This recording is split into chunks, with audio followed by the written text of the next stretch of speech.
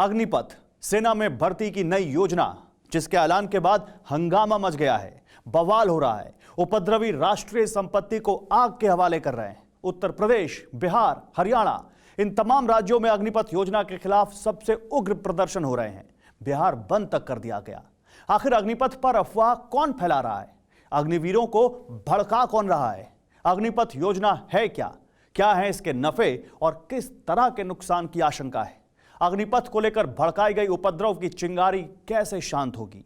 आज की टेलीसीरीज में इन तमाम सवालों के जवाब मिलेंगे। Teleseries soldier, heroes of the horizon के इस एपिसोड में देखिए Agni Pariksha, the path of fire.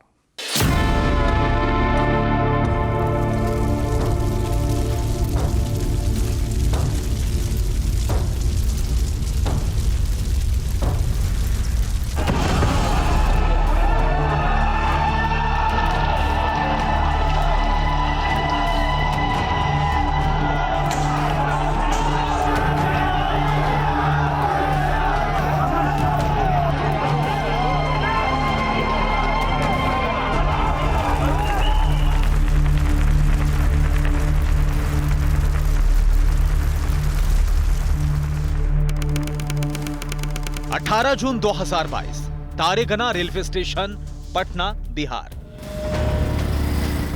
गाड़ियां फूकी, थाना जलाया,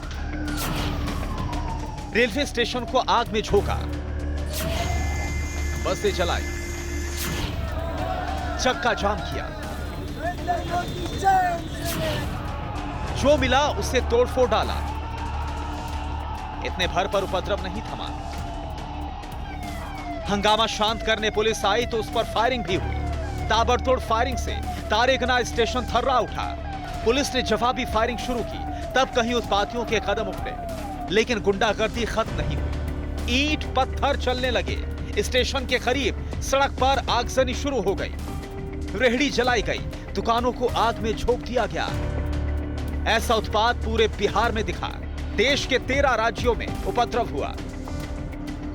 जमुई से जौनपुर तक, जालंधर से जहानाबाद तक, वैशाली से बनारस तक, कानपुर से समस्तीपुर तक बवाल हुआ।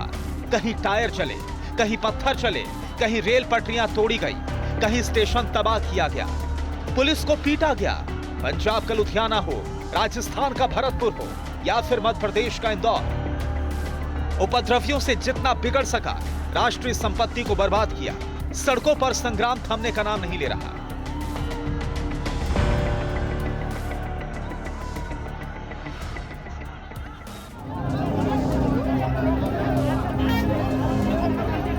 हंगामा करने वाले ये कौन है? आगजनी के पीछे का मकसद क्या है? क्या ऐसे हुड़दंगी बनेंगे अग्निवीर? सेना में भर्ती के लिए तब करने वाले रंगरूट ऐसे तो नहीं होते। राष्ट्र रक्षा का प्रण लेने वाले राष्ट्रीय संपदा को तबाह कैसे कर सकते हैं? यकीनन ये भीड़ उनकी नहीं जिनके दिल में देशभक्ति का जज्बा है। इन बवालियों की शिनाख्त जल्द होगी, मगर अग्निपथ पर जितने भी भ्रम हैं, वो आज मिट जाएंगे। सिलसिलेवार ढंग से आपको बताते हैं कि ये योजना है क्या।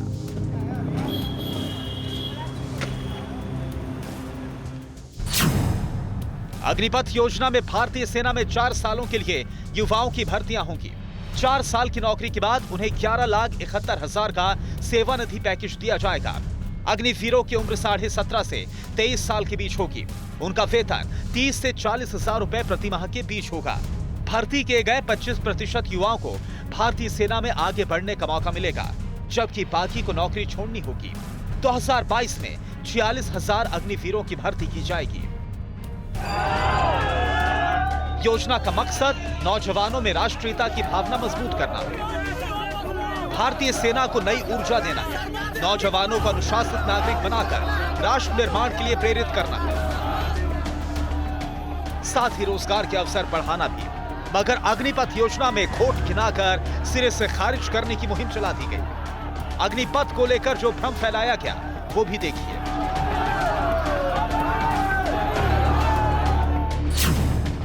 पहला भ्रम ये कि 4 साल की तैयारी के बाद 4 साल की नौकरी और फिर बेरोजगारी होगी।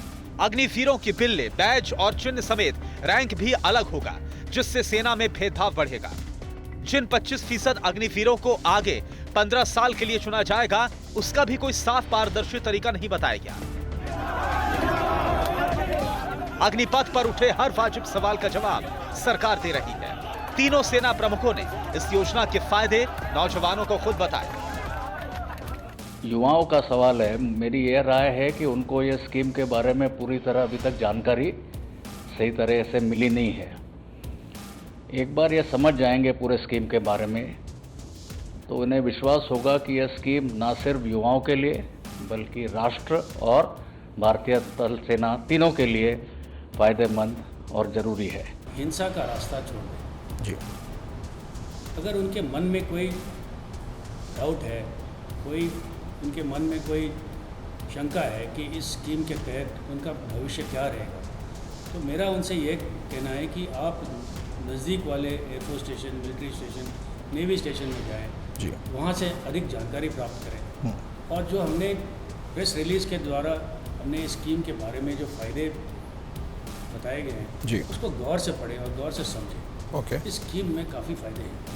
मेरा मैसेज है कि ये ऐसा प्रोटेस्ट और वायलेंट एक्टिविटीज़ होना ही नहीं चाहिए। उनको ये स्कीम के बारे में पूरी जानकारी लेना चाहिए और इसके लिए गवर्नमेंट ने भी क्लैरिफिकेशंस किया है और हमने भी प्रेस रिलीज़ किया है। इसके बारे में काफ़ी स्टेटमेंट्स रिलीज़ हुए हैं और डिस्कशंस भी हो गए हैं और किसी को अगर कोई डाउट है तो हम इसको क्लैरिफाई करने के लिए हम तैयार हैं। तो ये स्कीम से किसी का अपॉर्चुनिटी कम नहीं हो रहा है। सरकार योजना में सुधार के लिए राजी है। जो मांगे जायज थी उन्हें फौरन दुरुस्त भी किया गया। रक्षा मंत्री राजनाथ सिंह अग्निवीरों को हर तरह का भरोसा दे रहे हैं। TV9 भारतवर्ष के मंच से रक्षा मंत्री राजनाथ सिंह ने सारे कंफ्यूजन को दूर करने की कोशिश की है। हमारी सरकार ने अग्निपथ योजना प्रदेश के सामने जो है प्रस्तुत किया है। अब इसको लेकर कुछ लोगों के द्वारा भ्रांति पैदा की जा रही है, अथवा हो सकता है एक नई स्कीम होने के कारण लोगों के अंदर इसमें कोई भ्रांति पैदा हो रही है।